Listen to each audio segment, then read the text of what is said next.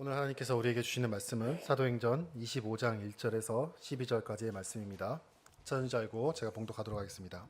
베스도가 부임한 지 사흘 뒤에 가이사라에서 예루살렘으로 올라가니 대제사장들과 유대 사람의 지도자들이 그에게 바울을 고발하였다. 그들은 그에게 줄고 졸랐다.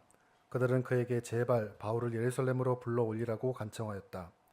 그들은 길에 사람을 매복시켰다가 바울을 죽일 계획이었다. 그러나 베스도는 바울이 가이사라에 무사하게 감금되어 있다는 말과 자기도 곧 그리로 가겠다는 말을 한 다음에 그러니 만일 그 사람에게 무슨 잘못이 있거든 여러분 가운데서 유력한 사람들이 나와 함께 내려가서 그를 고발하시오 하고 말하였다. 베스도는 예루살렘에서 여드레인가 열흘인가를 지낸 뒤에 가이사라로 내려가서 이튿날 재판석에 앉아서 바울을 데려오라고 명령하였다. 바울이 나타나자 예루살렘에서 내려온 유대 사람들이 그를 에워싸고 여러 가지 무거운 제목을 걸어서 고발하였으나 증거를 대지 못하였다.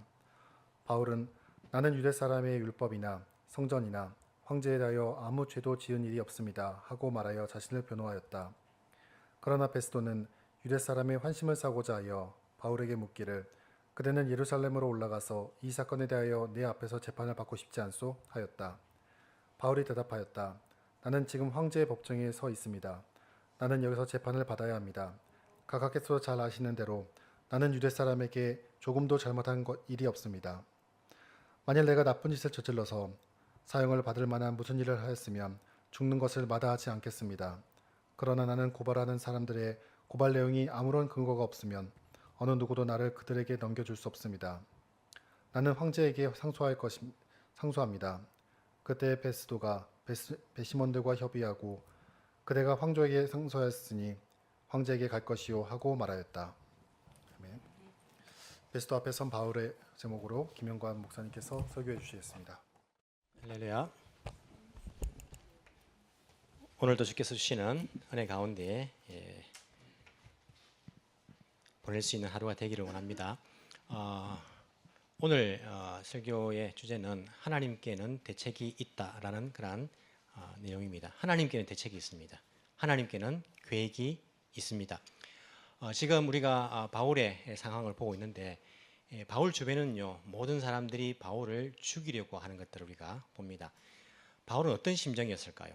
만약 여러분들이 이곳에 살고 있는데 이곳에 있는 도지사 또 경찰서장 검찰청 또 재판관 이 사람들이 마음을 먹고 여러분들에게 유죄 선고를 하려고 한다라고 하면 그 재판 가운데 구금된 지 2년이 지났다 하면 그 구금된 곳에서 어떤 마음이 들까요? 지금 사도 바울이 감금된 지 구금된 지 2년이 지났습니다. 그리고 총독이 바뀝니다. 그는 어떤 마음이 들었을까요? 사도 바울은 두려움을 전혀 느끼지 않는 그런 사람일까요? 그는 조금의 그런 염려와 불안감이나 그런 것들은 아예 없는 그런 사람일까요? 사도 바울도 연약한 사람에 불과하고 사도 바울도 어찌 보면 우리와 같은 그런 성향을 가지고 있는 인간인 것을 우리가 생각할 때에 이런 어려움과 우리 사회적인 그런 부조리를 대하는 그런 사도 바울의 그런 심정 그리고 그를 향한 하나님의 그런 인도하심 이라는 것들을 통해서 오늘날 우리들도 늘 생활 가운데에 어려움들을 만나고 있고 생활 가운데에 부정의와 부조리 가운데 살아가는데 어떻게 우리가 살아가야 될지를 교훈받을 수 있는 그런 시간이 되기를 간절히 소망합니다. 25년 1절에 보시면요 베스도라는 그런 총독이 부임을 하게 됩니다. 베스도 앞에가 누구였습니까? 벨릭스라는 사람이었죠. 벨릭스가 유대인들이 조금 소동을 일으킬 때에 유대인들을 무차별하게 죽이고 유대인들의 원한을 사서 이제 총독에서 흔히 말해서 이제 잘리는 거죠. 잘렸습니다. 그리고 로마로 소환을 당하고 그 후임자로 베스도가 부임한 것들을 볼 수 있습니다. 베스도는 벨릭스와 조금 다른 성향입니다. 벨릭스는 매우 무자비한 사람이고 자기만을 아는 그런 사람이지만은 베스도는 그래도 조금 유화적이고 조금 합리적이고 또 지혜롭게 상황 판단을 하고 처리를 하려는 그러한 성향을 가진 사람인 것을 우리가 알 수 있습니다. 베스도도 사실은요 한 3, 4년 있다가 갑자기 총독에서 물러나는데 역사서를 보면 그가 질병에 의해서 아마 죽었을 것이다라는 그러한 기록이 있고 어떤 질병인지는 나와 있지 않지만은 그 당시에는 어떤 질병에 걸리면 갑자기 죽기도 했기 때문에 그렇게 오래 유대 총독으로 있지는 못했다라는 것들을 알 수 있습니다. 베스도가 부임한 지 며칠 만에 3일 만에 가이사라라는 곳에서 예루살렘으로 올라갑니다. 이것을 봐도 베스도가 어떤 성향이고 어떤 마음을 가지고 부임했는지를 우리가 눈치챌 수 있어요. 가이사라에 원래 이 총독의 관제가 있고 예루살렘에 한 번씩 올라가서 또 유대인들 지도자들을 만나고 또 할 일을 하고 다시 가이사라로 내려오고 이런 일들을 반복하는데 가이사라에 부임한 지 3일 만에 예루살렘으로 올라갑니다. 부임하면 3일 만에 현지 적응이 되고 정리정돈이 다 되고라고 생각을 하십니까? 이 당시에는 또 여행이 뭐 비행기 타고 하루 만에 쑥 가는 것도 아니잖아요.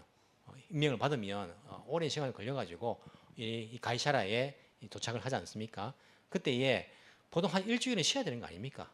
보통 긴 여행을 하면 아닙니까? 여러분들은 아직까지 20대라 가지고 막 밤새매도 그날 끄떡끄떡합니까? 보통 우리가 여행을 하면요, 또 임명을 받으면 업무 파악을 한다든지 조금 유독을 푼다든지 적어도 시간이 좀 걸리지 않습니까? 시차도 있을 것이고 그렇기 때문에 보통 이렇게 쉬고 그렇게 이제 업무 파악을 하고 그렇게 가도 되는데 3일 만에 예루살렘으로 내려갑니다. 이 베스도가 어떤 마음으로 유대 총독으로 부임했는지 우리가 알 수 있어요. 그는 될 수 있는 대로 빨리 유대인들이 있는 그 예루살렘으로 가서 유대의 지도자들을 만나고 또 그들에게 그 호의를 받고 이 유대를 좀 잘 다스리려는 그런 마음들을 먹고 있는 것들을 볼 수 있어요.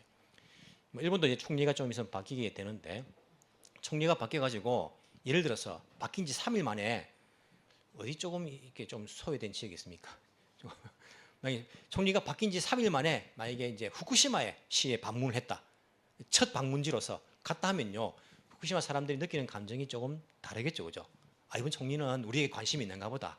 이번 총리는 야, 이게 뭐 이렇게 3일 만에 부임한 지 3일 만에 제일 첫 방문지로 우리 도시를 왔다니까 야, 우리가 이 총리 그래도 좀 좋은 마음으로 바라볼 수 있겠다. 이런 마음이 들 거 아닙니까? 마찬가지로 이 베스도가 부임한 지 3일 만에 예루살렘으로 올라갔어요.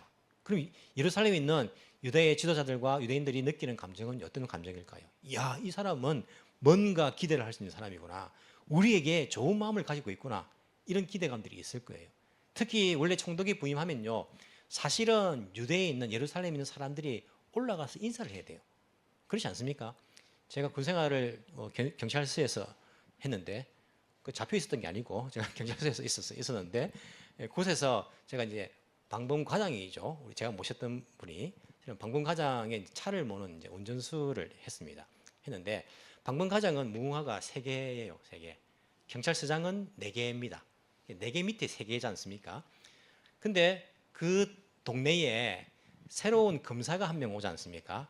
그러면 그 과장님을 모시고 제가 거기 검찰청에 인사하러 갑니다. 인사하러 가요. 검사는 젊어요. 과장은 늙었어요. 나이 많아요. 많은데 나이 많은 사람을 모시고 그 젊은 검사한테 인사를 간다는 거죠. 검사가 절대 와서 인사하지 않습니다. 왜 그렇습니까? 검찰청이 어찌 보면 상위 기관이잖아요. 마찬가지로 새로운 총독이 부임하면 예루살렘에 있는 사내들인의 공회의 대제사장들과 이 사람들이 내려가서 인사를 해야 돼요. 가이사랴에 가가지고.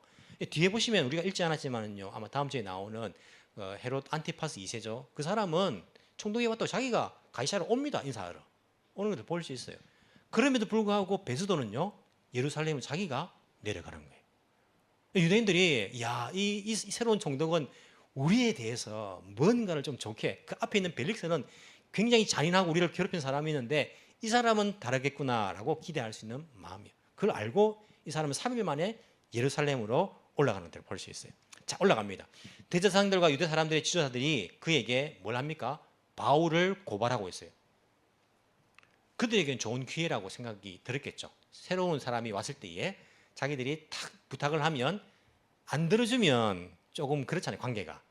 제일 잘 들어줄 수 있는 때가 제일 처음 왔을 때 부임했을 때 그때에 뭔가 부탁하면 이 사람은 우리가 관계를 좋게 하기 위한 마음이 있기 때문에 들어줄 가능성이 있지 않습니까? 사도 바울을 고발하고 있어요. 2년이 지났습니다. 사도 바울이 어찌 보면요. 그렇게 크게 아니고 잘못한 게 없어요. 뭐 다 오해였고 성전에 뭐 이방인들 데려갔다는 것도 다 오해였고 잘못한 게 없습니다. 잘못하려고 해도 예루살렘에 온 지 뭐 지난번에 봤지만요. 2주도 안 됐어요.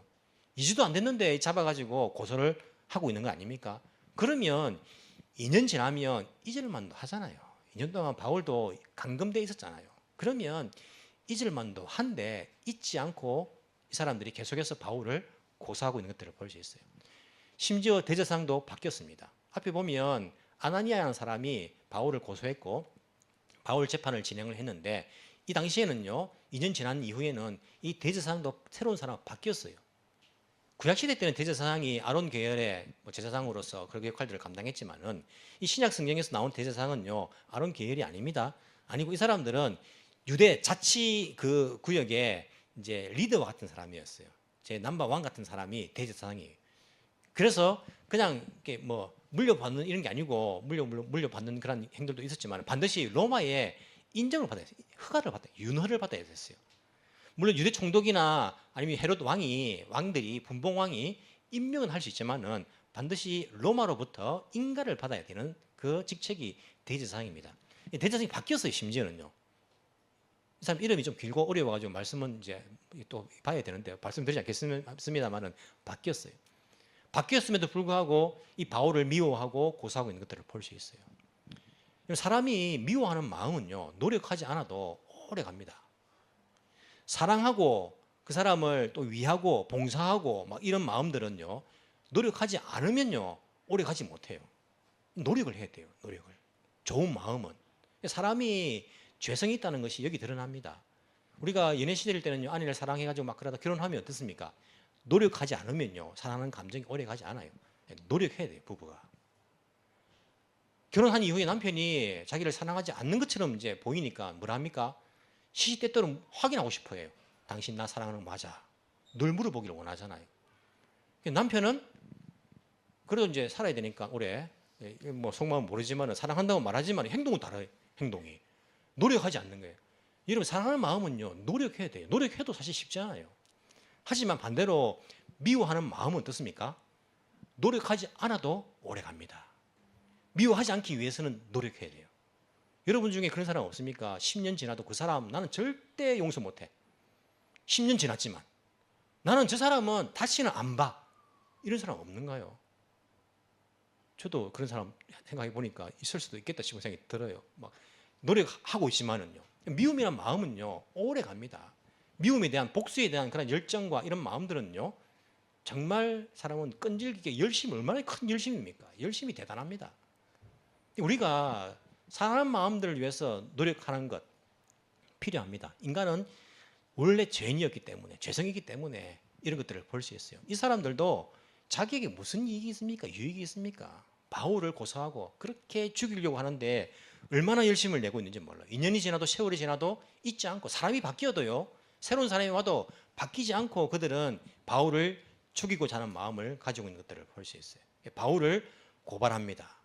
그리고 그들은 그에게 줄곧 자꾸 때를 씁니다. 졸라댑니다. 고발은 감금되어 있기 때문에 받아들일 수 있어요. 다시 재판하자 할 수 있습니다. 또 한 가지 부탁을 하는데 그게 3절입니다. 그들은 그에게, 베스도에게 제발 바울을 예루살렘으로 불러올리라고 간청하고 있는 것들을 볼 수 있어요. 예루살렘을 데리고 오너라. 데리고 와서 여기서 재판받게 하자라고 이야기하고 있는 것들을 볼 수 있어요. 속마음은 무엇입니까? 뒤에 보니까 그들은 길에 사람을 매복시켰다가 바울을 죽일 계획을 가지고 그렇게 하는 거예요. 속마음은 바울을 오는 길에 죽이려고 하는데 예루살렘에서 시작했으니까 다시 예루살렘 불러서 여기서 마무리를 지읍시다. 예루살렘 불러옵시다. 이렇게 명분을 내고 있는 것들을 볼 수 있습니다.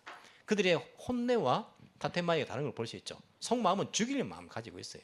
하지만 겉으로는요, 재판이 여기서 시작됐으니까 여기서 마무리 지읍시다. 여기 데리고 옵시다. 라고 부탁하고 있는 것들을 볼 수 있어요. 그래서 우리가 살아가는 이 세상은요, 참 살기 힘든 세상이죠. 살기 힘든 세상이에요. 사람들의 말을 다 그대로 믿을 수 없는 세상 아닙니까? 사람들이 나에게 뭔가를 이야기하고 부탁을 할 때에 우리는 생각을 하게 돼요.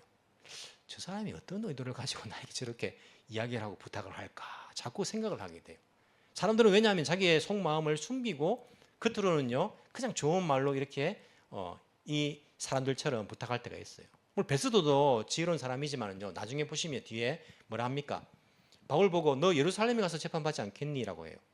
무죄인 사람을 보고 예루살렘으로 가서 재판받지 않겠니? 라고 말합니다. 왜 그럽니까? 속마음은 유대인들 마음을 읽기 싫다는 거예요. 아니, 겉으로는 그냥 원래 거기 시작했으니 거기 가서 가지 않겠니라고 제안을 하고 있는 거예요. 자기를 위한 거예요. 자기를 위한 거예요. 사람들이 때로는 부탁을 할 때에 곰곰하게 생각을 해야 돼요. 생각을 하는데 그 사람이 정말 자기가 책임감을 가지고 자기가 희생을 각오하면서 공동체를 위해서 목사님 이것 좀 합시다라고 할 때에 저는 오케이. 자기 희생을 각오하고 이제 뭐 이거 합시다라고 하기 때문에 오케이예요. 그거는 이제 우리가 뭐 의심할 필요는 없다고 생각을 합니다. 하지만 그게 아니고 잘 들어보면 자기 책임을 피하기 위해서 자기가 하기 싫어서 이런 마음에 무언가 겉으로는 그럴싸하게 부탁을 할 때가 있어요. 그런 생각을 하게 돼요. 자기가 하기 싫으니까 책임지기 싫으니까 저렇게 부탁을 하는구나. 그때는 일단은 들어줄 수가 없어요. 생각해 봅시다. 유보를 해야 돼요. 이 세상은요 사람들이 자기의 속마음 욕망들을 그렇게 감추고 겉으로만 사람들에게 좋은 그런 이유로 포장하는 경우들이 많이 있습니다. 이 사람들도 바울을 죽이려는 마음을 다 가지고 있는데 그를 다시 불러 올리라고 줄곧 졸라대고 간책하고 있는 것들을 볼 수 있어요. 바울을 고발하는 것은 오케이 받아들입니다. 하지만 베스도가 두 번째 것은 아무리 생각해봐도 이것은 합리적이지 않아요. 자기 기준에서. 왜 그렇습니까? 4절 베스도가 바울이 가이사랴에 무사하게 감금되어 있다는 말과 자기도 곧 그리로 가겠다는 말을 한 다음 왜냐하면 베스도가 내가 지금 예루살렘 계속 있을 게 아니고 나는 가이사랴로 돌아갈 거고 바울도 여기 있는 게 아니고 바울도 가이사랴에 감금되어 있으니까 가서 하면 되지 거기서 하는 재판을 왜 그 사람을 여기 데려오느냐 말도 안 되지. 그것은 들어줄 수 없는 거예요. 물론 유대인들의 마음을 얻기 위해서는 자기는 가지만은요 총독이잖아요. 총독을 뭐 가위바위보 해가지고 뭐 임명받은 거 아니잖아요. 그래도 정치력이 있어가지고 쭉 올라간 거잖아요. 총독까지. 이 사람들에게는요 상황을 판단하는 그러한 지혜들이 있는 거예요. 아니 그건 아니지. 아무리 내가 너희들의 호의를 얻기 위해서 있어 왔지만은 재판은 감금돼 있으니까 오케이. 하지만 그 사람을 여기 데려오는 것은 이것은 맞지 않다. 누가 들어도 대신에 너희들 중에 몇 사람이 나와 함께 가이사랴로 가자. 가서 거기서 그 사람도 감금되어 있으니까 또 나도 거기 돌아갈 거니까 거기서 그를 고발하면 되지 않느냐라고 5절에서 이야기하고 있는 것들을 볼 수 있어요. 그래서 다시 가이사랴에서 재판이 계속되고 있는 것들을 볼 수 있어요. 6절 베스도는 예루살렘에서 여덟해인가 열흘인가 지낸 뒤에 며칠을 지냈습니까? 예루살렘에서 8일입니까? 10일입니까? 8일인지 10일인지 성경은 오류가 없죠. 그죠? 성경은 오류가 없어요. 하나님 말씀이에요. 성경에 8일인가 10일인가 이 적어도 됩니까? 8일이면 8일이고 10일이면 10일이지 8일인가 10일인가 애매하게 기억도 잘 못하고 정확하지도 않고 이래도 됩니까? 누가가 사도행전을 기록했는데 누가가 사도행전을 기록할 당시에 누가가 기록했지만은요 우리는 하나님께서 성령의 감동을 주셔가지고 누가를 통해 기록했다라고 믿지 않습니까? 성경은 창세기부터 요한계시록까지 약 40명의 사람에 의해서 기록이 되었어요. 기간은요 1500, 1600년 정도 걸렸습니다. 하지만 이런 오랜 기간 가운데에 많은 사람들이 기록했지만 우리는 성경을 한 권이라 말하고 성경을 하나님의 말씀이라고 그렇게 이야기합니다. 성경은 오류가 없다라고 무오하다고 우리가 이야기를 합니다. 성경을 기록한 사람들이 우리가 이것을 보면요 하나님께서 누가에게 야 8일 만에 예루살렘 올라간 거다 8일 이렇게 기록하게 기계적으로 AI처럼 사람을 써가지고 성경을 기록한 게 아니에요. 아니고 그 사람의 성향, 성품, 자유의지가 있으니까 그리고 뭐 필체나 아니 모든 것들 다 이용하셔가지고 성령의 인도하심으로 성경을 기록하게 한 겁니다. 이것을 우리가 기계적 영감설이 아니고 유기적 영감설이다 이렇게 이야기해요. 그래서 성경은요 누가가 기록한 것과 바울이 기록한 것이 문체가 다릅니다.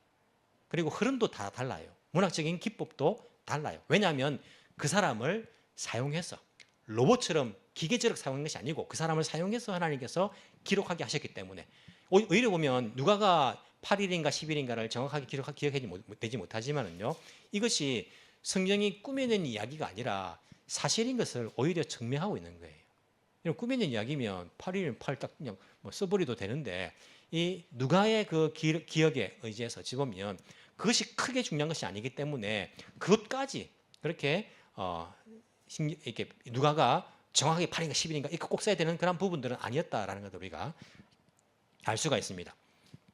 그렇게 그는 예루살렘에서 다시 가이사랴로 내려가게 됩니다. 물론 지도로 보면 북쪽이지만은 예루살렘 수도니까 수도에서는 다 내려간다라고 표현을 하죠. 그리고 도착하자마자 이튿날 그 다음 날 재판석에서 바울을 데려라고 그렇게 빨리 진행하고 있는 것들을 볼 수 있어요. 7절 바울이 나타나니까 예루살렘에서 내려온 유대 사람들이 그를 애워싸고 여러 가지 무거운 제목을 걸어서 다시 고발을 합니다. 어떤 내용을 고발을 했을까요? 앞에 벨릭스 때에 나왔기 때문에 다시 여기 기록하진 않아요. 세 가지였습니다. 세 가지. 이 사람은 나사렛 도당의 우두머리로 유대교와 다르다. 율법을 지키지 않는다. 율법을 어기는 사람이다. 두 번째가 성전을 더럽혔다. 이방인들 데려와 성전을 더럽혔다. 세 번째가 사람을 선동해가지고 밀란을 일으키고 이 황제에게 위협이 되는 사람이다. 이 세 가지 내용으로 우리가 이제 고발한 것들을 봤지 않습니까? 하지만 아무런 증거를 댈 수 없었어요. 그때 이 8절 바울이 이 세 가지에 대해서 다시 그가 자기 자신을 변호하고 있는 것들을 볼 수 있어요. 바울은 나는 유대 사람의 율법을 내가 어긴 적이 없다. 우리가 유대교와 다르다 하는데 난 율법을 어긴 적 없고 오히려 내가 율법을 지키기 위해서 내가 예루살렘에 온 것이다 라고 이야기하죠. 성전에 대해서도 나는 아무런 잘못한 적이 없다. 오해였다 그거는. 그리고 황제에 대해서도 사람을 선동했다는데 예루살렘 온 지 12일밖에 안 되는데 무슨 선동을 안 하냐. 난 그런 적도 없다라고 세 가지 대해서 나는 그렇게 여기에 대해서 죄를 지은 적이 없습니다 라고 자기는 이제 변호사가 없으니까 다 뭐 적들 아닙니까? 변호하고 있는 것들을 볼 수 있어요. 베스도가 뭐라 하면 됩니까? 증거도 없어요. 그리고 2년 동안 끌었습니다. 자기가 봐도 무죄입니다. 어떻게 하면 됩니까? 무죄하면 되는 거예요. 무죄 선언하면 되는 겁니다. 총독이니까 그 권리가 있으니까 죄 없는 사람에게 무죄 선언하면 되는데 이 도시의 모든 사람이 바울을 유죄로 만들고 싶어하는 거예요. 모든 사람이. 그럼 총독이 무죄라고 하면 어떻게 됩니까? 부임한 지 이제 얼마 안 됐습니다. 유대인들의 환심을 사야 됩니다. 이 유대인들 잘 다스려야지 자기는 안 잘리고 오래오래 총독을 할 수 있어요. 무죄라고 할 수는 없는 거예요. 다 모든 사람들이 바울은 유죄가 되기를 원하는 마음들을 가지고 있어요. 특히 유대의 지도자들이 그걸 원하기 때문에 무죄라고 못합니다. 그래서 베스도는 또 벨릭스처럼 머리를 씁니다. 어떻게 합니까? 아까 말씀드린 것처럼 바울에게 너 예루살렘에 올라가가지고 다시 재판을 받지 않겠니? 라고 말하는 거예요. 유대인들이 부탁한 그 내용을 바울에게 너 그렇게 하지 않겠니? 라고 묻고 있습니다. 그 정도만 들어줘도 내가 무죄 유죄가 아니라 그 정도만 들어줘도 내가 이들이 만족하지 않겠는가라는 생각을 했을지 모릅니다. 그때 바울이 대답합니다. 이제 자기 올라가면 이제 죽는 거 아는 거예요. 올라가면 죽는데 자기 조카가 그런 이야기 해줬잖아요. 자기를 죽이기 위해서 사람들이 기다린다라고 올라올 때도 이야기했고 하기 때문에 바울이 어떻게 대답합니까? 나는 황제의 법정에 여기 황제의 법정, 사내들인 법정이 아니고 황제가 파송한 총독의 법정이니까 황제의 법정에 서 있는데 각하께서도 아시는 것처럼 내가 잘못한 것이 없고 내가 나쁜 일을 했다면 내가 사형을 받는 것, 죽는 것도 마다하지 않겠지만은 이 근거 없는 고발에 대해서는 아무도 나를 그들에게 넘겨줄 수 없는 것 알지 않습니까? 여기서 안 된다면 나는 황제에게 상소하겠습니다. 라고 이야기해서 황제에게 가게 되는 겁니다. 로마 시민권을 가지고 있는 사람은요, 황제에게 상소할 권리가 있어요. 물론 뭐 살인죄를 저질러가 현행범 잡혔다. 상소 못 합니다. 그럼 바로 이제 뭐 판결을 내려가지고 처형하죠. 그리고 뭐 이렇게 밀란을 선동을 해가지고 황제에게 반역하는 것을 일으켰다. 황제에게 상소 못 합니다. 하지만 그 외에는요, 로마 시민권을 가진 사람은 반드시 자기가 억울하다 생각되면 황제에게 상소할 수 있어요. 그러면 그 사람을 황제에게 보내줘야 됩니다. 이게 로마의 법입니다. 바울은 로마 시민권을 가지고 있기 때문에 여기서는 안 되고 저는 이제 황제에게 상소하겠습니다. 대법원까지 가겠다라고 선언을 하는 것이에요. 그러자 베스도가 어떻게 합니까? 황제에게 갈 것이다 라고 결론을 내는 거예요. 베스도는 어찌 보면 바울이 황제에게 상소한 것이 자기는 굉장히 좋은 거예요. 안 그래도 골치 아픈 그런 사건 아닙니까 이게. 골치 아픈 재판권이에요. 뭐 유죄할 수도 없고 무죄할 수도 없고 어떻게 하나 고민하고 있는데 그냥 보내버리면 되는 거예요. 보내버리면 유대인들도 뭐 아무 말 못하고 자기도 책임도 면하고 그냥 보내면 되니까 오히려 자기는 좋은 수죠. 그래서 너는 황제에게 상소했으니 황제에게 가라라고 해주고 있는 것들을 볼 수 있어요. 결국에 이 자리에서 무죄 판정은 받지 못했습니다.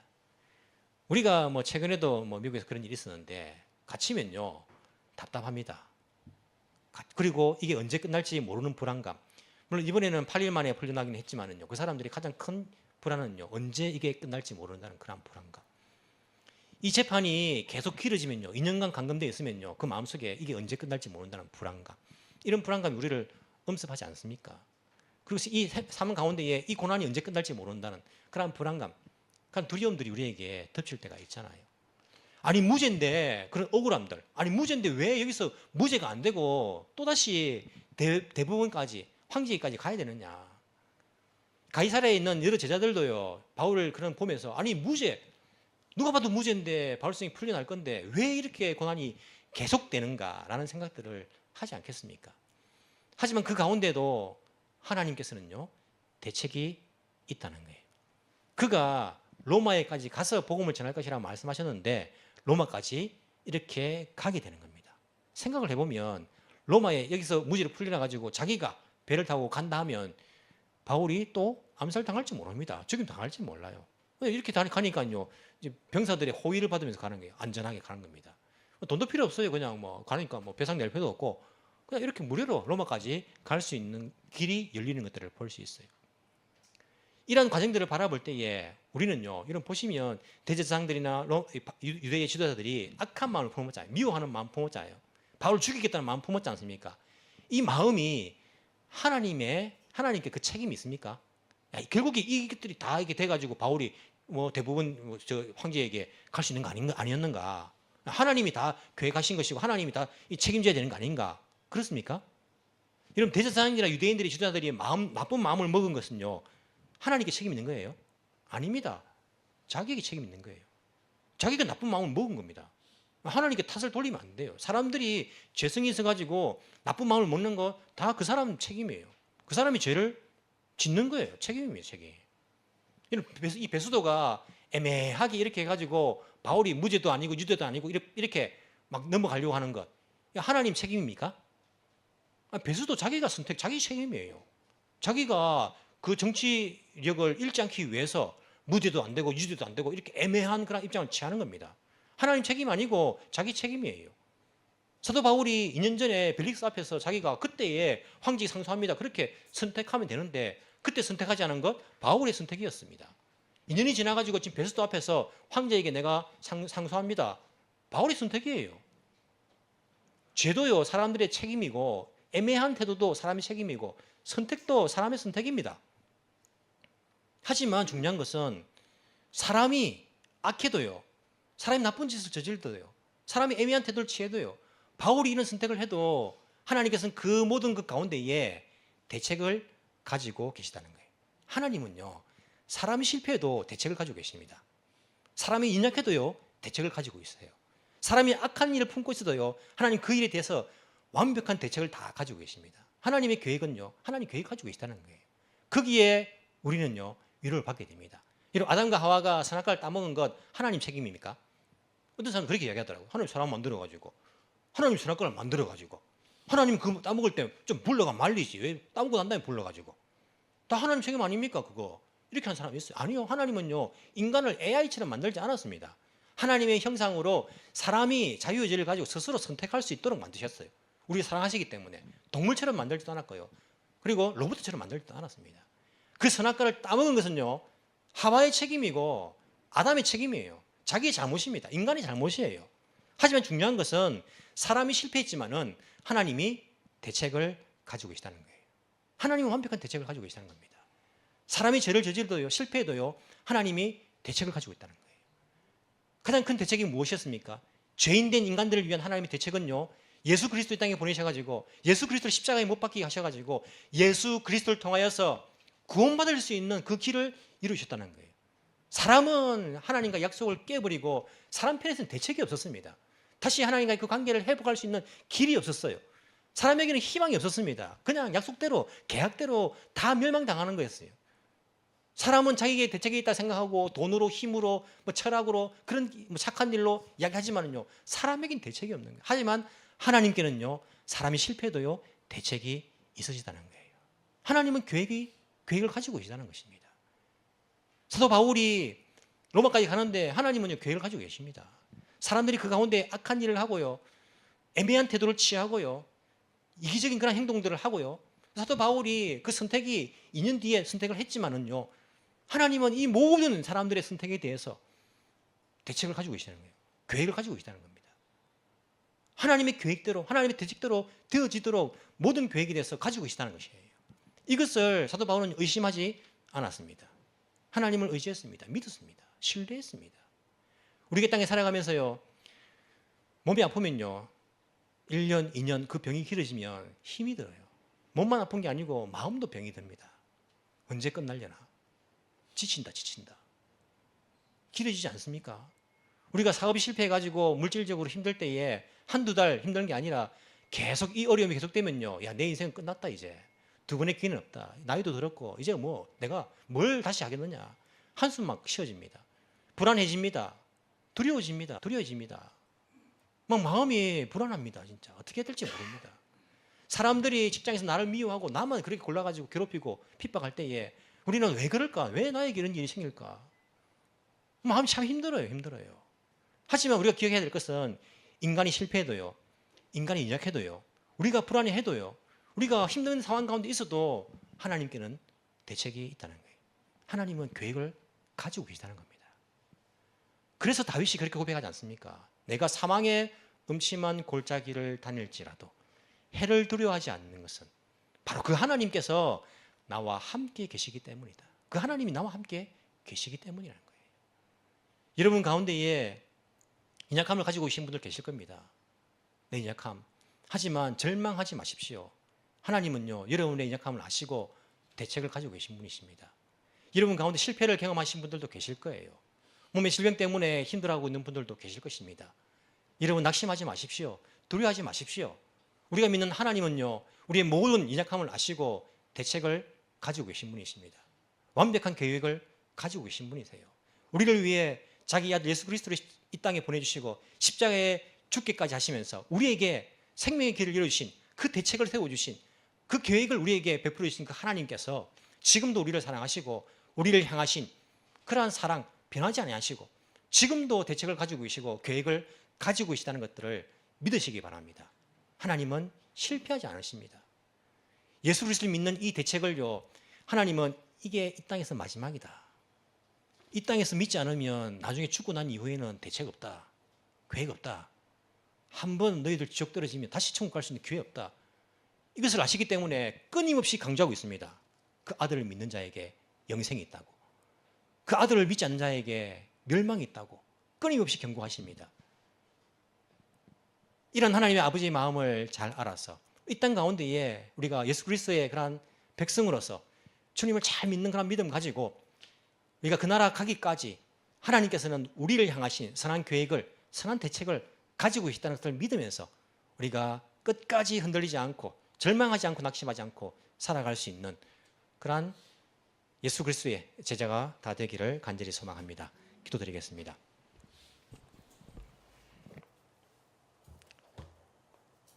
사랑과 은혜가 풍성하신 하나님 아버지, 감사합니다. 우리를 사랑해 주시고 우리가 비록 실패했지만은 우리를 위해서 예수 그리스도를 이 땅에 보내주시고 우리를 생명의 길로 인도해 주신 것 감사를 드립니다. 이 세상이 불공평하게 느껴질 때가 많고 절망에 빠지기 쉽고 억울한 누명을 쓸 때가 있으며 억압당하며 길이 막힌 것처럼 보일 때에 다시 우리 마음이 흔들리곤 합니다. 그러나 주님, 바울을 지켜주셨듯이 우리 모두 삶의 모든 상황 속에서도 주님은 여전히 계획과 대책을 가지고 계심을 믿습니다. 우리를 선한 길로 인도하여 주옵소서. 주님, 우리로 하여금 인간의 악함이나 세상의 불의 앞에서도 낙심하지 않게 하시고 주님의 손길을 신뢰할 수 있는 믿음을 주옵소서. 절망 가운데서도 십자가의 소망을 붙들게 하시고 사망의 음침한 골짜기를 지날 때에도 주님이 함께 하심을 경험하게 하여 주옵소서. 우리의 약함을 아시는 주님, 우리의 불안과 두려움 속에서도 평안을 주시고 낙심하지 않도록 붙들어 주옵소서. 주님, 나의 자유의지, 나의 선택, 나의 인생이라고 생각하지만 또 지나고 나서 보면 모든 것이 하나님의 은혜였음을 우리가 고백하며 느낄 때가 있습니다. 하나님의 계획과 인간의 선택이라는 그러한 긴장감 가운데 주님에게 믿음을 주시고 정말 나의 모든 그러한 몸과 마음이 성령으로 충만해질 수 있도록 도와주시며 내가 하는 것인지 주님이 하는 것인지 구분이 안 될 정도로 그 주님과의 깊은 관계를 가지며 살아갈 수 있는 우리의 인생이 되도록 주께서 인도하여 주옵소서. 오늘도 살아계신 하나님의 교회 안에서 담대히 걸어갈 수 있는 저희들 되기를 원합니다. 살아계신 예수님 이름으로 기도합나이다. 아멘.